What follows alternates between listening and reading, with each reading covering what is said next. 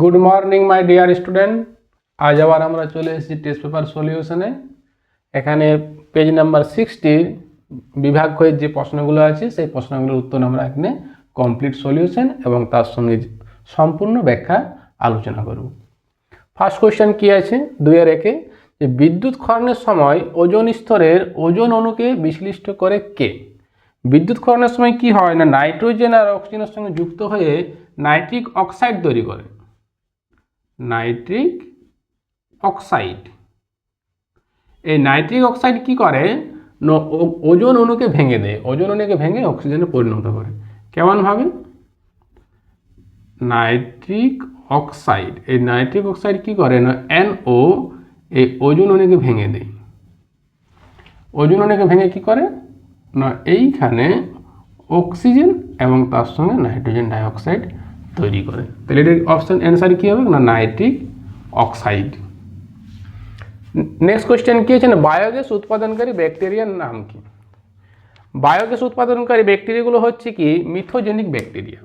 যেগুলো বায়োগ্যাস উৎপন্ন করে সেগুলোকে বলা হয় মিথোজেনিক। মিথোজেনিক যেমন বায়োগ্যাসের যদি দু একটা এক্সাম্পল বলা হয়, পেট্রোল, ডিজেল, এগুলো হচ্ছে বায়োগ্যাসের উপরে প্রাকৃতিক গ্যাস, এগুলো সবই হচ্ছে বায়োগ্যাস। এগুলো তৈরি করে মিথোজেনিক ব্যাকটেরিয়া। এরা কি করে না এই যেগুলো থাকে উপাদানগুলো, যেমন জৈব যে উপাদান যেগুলো থাকে যেখান থেকে তেল তৈরি হয়, সেগুলোকে একটু একটু একটু করে মিশিয়ে ওখান থেকে গ্যাস তৈরি করে। সেই ব্যাকটেরিয়াগুলো হচ্ছে মিথোজেনিক ব্যাকটেরিয়া।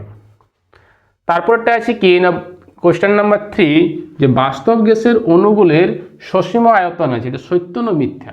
একটা সত্য না মিথ্যা একটা কোয়েশ্চেন আসে। তাহলে এইখানে একটা বাস্তব গ্যাস আর আদর্শ গ্যাসগুলোকে পরস্পর পৃথক করে এই আয়তন থেকে। কীরকম না আদর্শ গ্যাসে বলে কি যে গ্যাসগুলোর মধ্যে একটা অণুর যে আয়তন সে অণুর আয়তনটা খুবই নগণ্য এবং একে নেগলেক্ট করে। অর্থাৎ একটা যদি এরকম সিলিন্ডার থাকে, গ্যাস সিলিন্ডার, ধরা যায় এখানে একটা 18 লিটারের গ্যাস সিলিন্ডার আছে।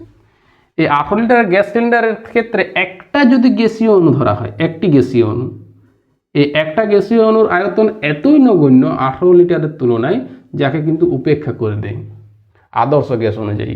কিন্তু বাস্তব গ্যাসে দেখা যায় যে কি যে উপেক্ষা করা যায় না, অর্থাৎ ক্ষুদ্র হলেও তার একটা কিন্তু আয়তন আছে। তাহলে এই বিবৃতিটা কী হবে না সত্য, এটা হবে সত্য।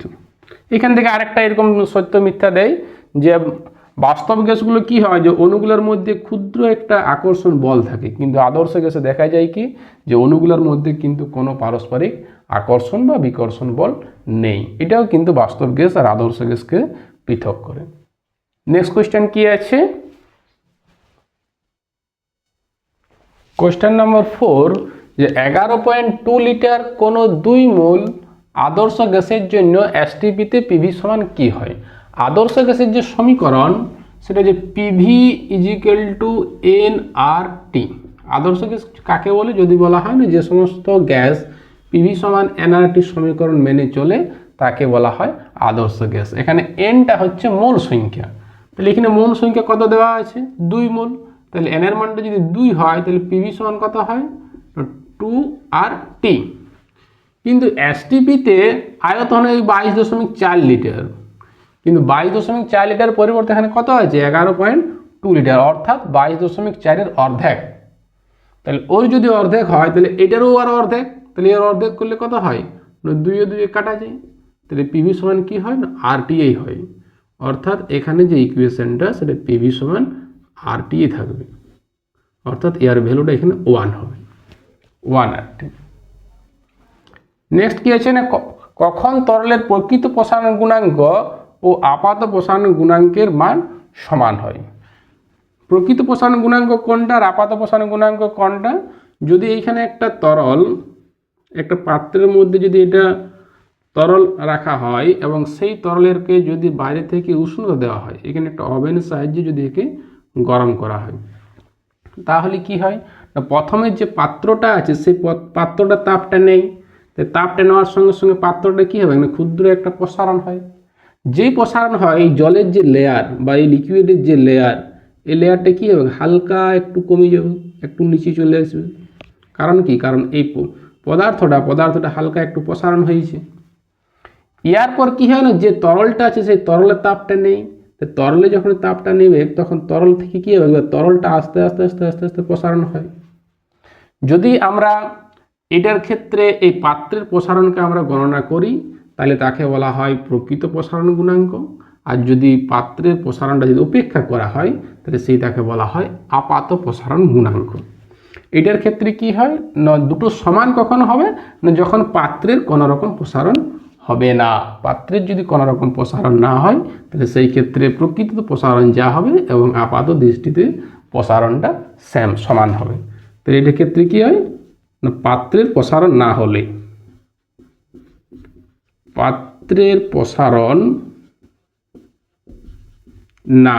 যদি পাত্রের প্রসারণ না হয় তাহলে সেই ক্ষেত্রে প্রকৃত প্রসারণ এবং আপাত প্রসারণ কি হয়, সমান হয়।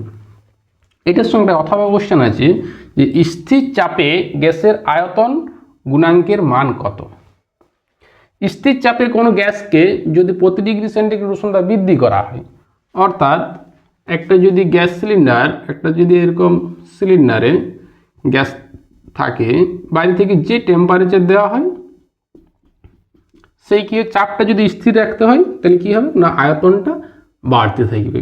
এই আয়তনটা কেমনভাবে বাড়ে না, প্রতি ডিগ্রি সেন্টিগ্রেড, অর্থাৎ যদি এটা 25 ডিগ্রি সেন্টিগ্রেড উষ্ণতায় গ্যাস থাকে, এটা যদি 1 ডিগ্রি সেন্টিগ্রেড বাড়ানো হয়, 26 ডিগ্রি উষ্ণতাটা যদি 26 ডিগ্রি করা হয় তাহলে পূর্বের আয়তন 25, অর্থাৎ 25 ডিগ্রি সেন্টিগ্রেড উষ্ণতার আয়তন যা ছিল সেখান থেকে আয়তনটা 1/273 বৃদ্ধি পায়, 1/273 বৃদ্ধি পায়। তাহলে এখানে গ্যাসের আয়তন গুণাঙ্কের মান হয় 1/273 ডিগ্রি কেলভিন বা ডিগ্রি সেন্টিগ্রেড। এটা যদি বলা হয় যে চাপের আয়তন গুণাঙ্ক না বলে যদি চাপ গুণাঙ্কের মান বলা হয়, তবু কিন্তু তার মানটা হয় 1/273 ডিগ্রি সেন্টিগ্রেড বা ডিগ্রি কেলভিন। কিছু কিছু কোশ্চেন অলরেডি আগে আমাদের করা হয়েছে, সেগুলো কিন্তু আর বারবার রিপিট করা এখানে হবে না। নেক্সট কোশ্চেন কি আছে, যে একটি অবতল দর্পণের ফোকাস দৈর্ঘ্য 10 সেন্টিমিটার, জলে নিমজ্জিত অবস্থায় এর ফোকাস দৈর্ঘ্য কত। দর্পণের ফোকাস দৈর্ঘ্য পারিপার্শ্বিক মাধ্যমের উপর নির্ভর করে না, অর্থাৎ বাহুতে রাখা হয় বা ইনসাইড দ্য লিকুইড কোনো তরলের মধ্যে রাখা হয়, সেটার কিন্তু ফোকাস দৈর্ঘ্য একই থাকে দর্পণের ক্ষেত্রে। তাহলে এটা ফোকাস দৈর্ঘ্য কত হবে না, 10 সেন্টিমিটারই।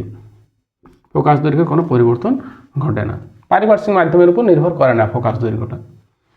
তারপর যে দৃশ্যমান আলোর কোন বর্ণের তরঙ্গ দৈর্ঘ্য বেশি। দৃশ্যমান আমরা জানি যেগুলো হয় বেনিয়া সহকলা, বে, প্রথমে বে আর লাস্টে আছে বেনিয়া সহকলা লয়াকার। এই লালের যে তরঙ্গ দৈর্ঘ্য হয় সব থেকে বেশি, আর বেগুনির হয় সব থেকে কম। তাহলে সব থেকে যদি বেশি বলা হয় তাহলে এটা অ্যান্সার হবে লাল, আর যদি কোশ্চেনে কম দেওয়া থাকে তাহলে সেই ক্ষেত্রে হয় বেগুনি। এই যে 7টা কালারে ভেঙে যায় সাদা আলো প্রিজমের মধ্যে দিয়ে যাওয়ার সময়, এটাকে বলা হয় বর্ণালী। অনেক সময় কোশ্চেন আসে যে বর্ণালী কি। তারপর কোশ্চেন নাম্বার হচ্ছে এইটি কি না, আর্থিং তার সর্বদাই ভূসংলগ্ন থাকে, কারণ কি। কারণ পৃথিবীর বিভব বলতে এখানে বিভব পার্থক্যকে বোঝানো হয়েছে, যার জন্য পৃথিবীর বিভব পার্থক্য শূন্য। বিভব পার্থক্য শূন্য। আর পার্টিকুলার যদি বিভব হয় তাহলে সেই ক্ষেত্রে কিন্তু বিভবটা হবে ধ্রুবক, কিন্তু এই ক্ষেত্রে বিভব বলতে বিভব পার্থক্যকেই বোঝানো হয়েছে, যার জন্য এটা হবে শূন্য। তারপর হচ্ছে আন্তর্জাতিক পদ্ধতিতে লাইভ তারের বর্ণ। লাইভ তার মানে হচ্ছে মেন তার। মেন তার সাধারণ হিসাবে আমাদের লাল ইউজ করা হয়, কিন্তু ইন্টারন্যাশনাল আন্তর্জাতিক পদ্ধতিতে হয় বাদামি, এটা হয় বাদামি। এছাড়া লাইভ তারের পরিবর্তে যদি আর্থিং তার বলে তাহলে আর্থিং তার সাধারণত কালো হয়, কিন্তু ইন্টারন্যাশনাল পদ্ধতিতে তার কালারটা হয়ে যায় সবুজ। লাইভ তারেরটা হয় বাদামি। নেক্সট কোশ্চেন কি আছে, কোশ্চেন নাম্বার 9 আর 10 অলরেডি আমাদের করা হয়ে গেছে, যে তড়িৎ ক্ষেত্র চৌম্বক ক্ষেত্রের মধ্যবর্তী কোণ কত। তড়িৎ ক্ষেত্র চৌম্বক ক্ষেত্রের মধ্যবর্তী কোণ হয় 90 ডিগ্রি। একটা লিউকোমিয়া রোগের চিকিৎসায় কোন তেজস্ক্রিয় পদার্থ ব্যবহার করা হয়? এটা হচ্ছে ফসফরাস। এছাড়া ক্যান্সার রোগের চিকিৎসায় কোবাল্ট, গলগণ্ড রোগের চিকিৎসায় আয়োডিন, এগুলো আমাদের অলরেডি করা হয়ে গেছে। পৃথিবীর বয়স নির্ণয় করার জন্য ব্যবহার করা হয় কার্বনের 14। এখানে একটা বাম স্তম্ভ ডান স্তম্ভ আছে। বাম স্তম্ভে আছে একটি ক্ষারীয় মৃত্তিকা মৌল। ক্ষারীয় মৃত্তিকা মৌল মানে হচ্ছে কি না, যার লাস্ট অরবিটে বাইরের কক্ষে দুটো ইলেকট্রন বর্তমান থাকে, তাকে বলা হয় ক্ষারীয় মৃত্তিকা। এটা হচ্ছে ম্যাগনেসিয়াম। এটা যেটা হবে সেটা হচ্ছে ম্যাগনেসিয়াম। ছাপার ব্লক, ছাপার ব্লকে ব্যবহার করা হয় সীসা। ছাপার ব্লকে ব্যবহার করা হয় সীসা। একটি বিরল মৃত্তিকা মৌল সিজিয়াম, তবে সিজিয়াম।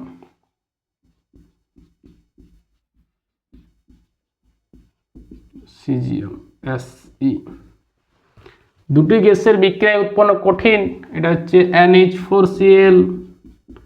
NH4Cl এটা দুটো গ্যাস, একটা হচ্ছে HCl আর একটা হচ্ছে অ্যামোনিয়া। এই দুটো গ্যাসের বিক্রিয়ায় উৎপন্ন হয়, এটা একটা কঠিন পদার্থ, সেটা হচ্ছে NH4Cl। নেক্সট কোয়েশ্চেন কি আছে?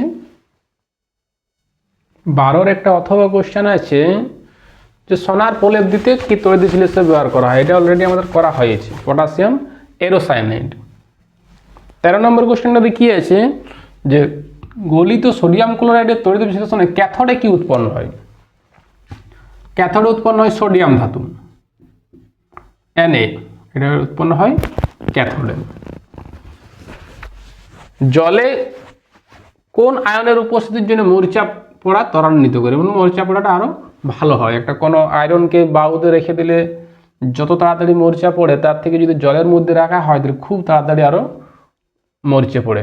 এর কারণ হচ্ছে কি না, Cl আয়ন। এই আয়নটা থাকার জন্য কি হয় না, জলে তাড়াতাড়ি মরিচা পড়ে। সালফন কি? সালফন হচ্ছে কি না 100% ওলিয়াম, 100% ওলিয়ামকে বলা হয় সালফন। H2S2O7 এটাকে বলা হয় সালফন। তারপর আছে কি না, সালফার ডাইঅক্সাইড থেকে সালফার ট্রাইঅক্সাইড, SO2 থেকে SO3 কে রূপান্তরিত প্রক্রিয়ায় কোন অনুঘটকের বেশি উপযোগী? এটাকে বলা হয় ভ্যানাডিয়াম পেন্টাক্সাইড, V2O5, ভ্যানাডিয়াম পেন্টাক্সাইড। এটা কি করে অনুঘটকের বেশি, এটা একটা অনুঘটক অর্থাৎ রাসায়নিক বিক্রিয়ায় অংশগ্রহণ করে কিন্তু বিক্রিয়া শেষে নিচে অপরিবর্তিত থাকে। এটা হচ্ছে এক প্রকার অনুঘটক যার নাম হচ্ছে ভ্যানাডিয়াম পেন্টাক্সাইড। কোশ্চেন নম্বর 16 যে ম্যাগনেসিয়াম অক্সাইডের লুইস ডট। লুইস ডট কিন্তু খুব একটা ইম্পর্টেন্ট, এখান থেকে একটা কোশ্চেন আসবেই লুইস ডট গঠন করতে। ম্যাগনেসিয়াম অক্সাইড, ম্যাগনেসিয়ামে যদি দেখা হয় যে বাইরের কক্ষে দুটো ইলেকট্রন বর্তমান, আর অক্সিজেনের ক্ষেত্রে কি হয় না বাইরের কক্ষে 6টি ইলেকট্রন বর্তমান। অর্থাৎ অক্সিজেনকে যদি 8টা করতে হয় তাহলে দুটো নিতে হবে, আর ম্যাগনেসিয়ামকে যদি বাইরের কক্ষে 8টা করতে হয় তাহলে দুটো কি করতে হবে, ছাড়তে হবে। তাহলে ম্যাগনেসিয়াম বাইরের কক্ষে দুটো ইলেকট্রন, তার জন্য দুটো ডট। আর অক্সিজেনের বাইরের কক্ষে 6টা, যার জন্য এর বাইরের কক্ষে 6টা ডট, 4 5 6। এই ম্যাগনেসিয়াম কি করে একটা ইলেকট্রন আর এইখানে একটা ইলেকট্রন, দুটো ইলেকট্রন কি করে দান করে দেয়, আর অক্সিজেন সেই ইলেকট্রন দুটো নিয়ে কি করে না অক্সিজেন ও -2 উৎপন্ন করে। অর্থাৎ ম্যাগনেসিয়াম থেকে দুটো ইলেকট্রন যদি যায় তাহলে এটা তৈরি হয় Mg2+, আর অক্সিজেন যদি দুটো ইলেকট্রন নেয় তাহলে ওটা হচ্ছে O2-। এই দুটো প্লাস আর দুটো মাইনাস পরস্পর স্থির তড়িৎ আকর্ষণ বল দ্বারা যুক্ত হয়ে পরস্পর ম্যাগনেসিয়াম অক্সাইড তৈরি করে। এটা হচ্ছে একটা তড়িৎযোজী যৌগ।